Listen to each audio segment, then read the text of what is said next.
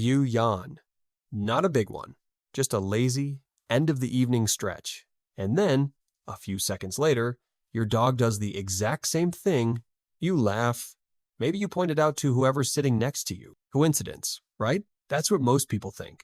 But researchers have spent over a decade proving it's anything but. In 2008, a team led by Joly-Mascheroni set up something no one had tried before. They put dogs in a controlled room with a stranger. The stranger yawned. No commands, no food, no quiz, just a yawn. 72% of the dogs yawned back, not after minutes. Within seconds. That's not coincidence. That's a response. Now, you might be thinking maybe the dogs were just stressed. New room, stranger staring at them. It's a fair question, but Romero and colleagues addressed exactly that. In 2013, they measured cortisol, they tracked body language, and here's what they found.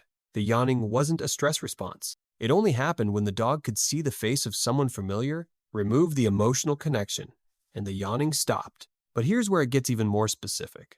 Silva and colleagues, in 2012, ran a direct comparison. Same dogs, two different people. One was the owner, one was a complete stranger. The dogs yawned 2.5 times more when their owner yawned, not slightly more, 2.5 times.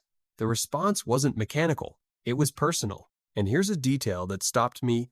Madsen Persson, in 2013, studied when contagious yawning first appears in humans. The answer? Around age 4? That's not random. That's the exact developmental window when children begin to show empathy. Before 4, kids don't catch yawns. After 4, they do. And dogs? Dogs pass this same benchmark. So what's actually happening in the brain?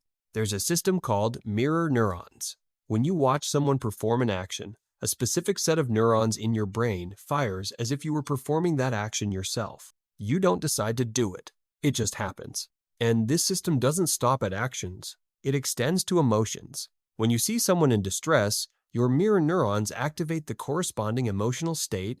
That's the foundation of emotional contagion. One brain catching what another brain feels. Frans de Waal, one of the world's leading primatologists, proposed something remarkable in 2008. He described empathy as a Russian doll, layers nested inside. Layers, at the very outside compassion, perspective-taking, helping behavior, but at the center, the most primitive layer of all emotional contagion, catching what someone else feels without thinking about it. And contagious yawning? De Waal placed it right there. At the base, the foundation from which every other form of empathy develops. But here's the part that most people miss entirely. Emotional contagion between members of the same species? Common. Chimps do it. Elephants do it. Even rats do it. But emotional contagion between two completely different species? That's one of the rarest phenomena in biology. Fewer than 5 species on this planet can catch emotions from an entirely different species. Your dog is one of them. So why dogs? Why not cats, or horses, or any other domesticated animal? Hare and Tomasello offered an answer in 2005. The domestication hypothesis? Over 15,000 years, dogs weren't just selected for obedience or hunting ability.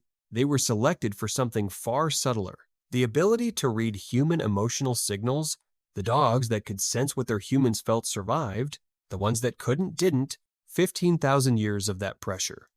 And you get an animal that yawns when you yawn, and the chemistry behind it is extraordinary. Nagasawa and colleagues, in 2015, published a study that changed how we understand the dog-human bond entirely.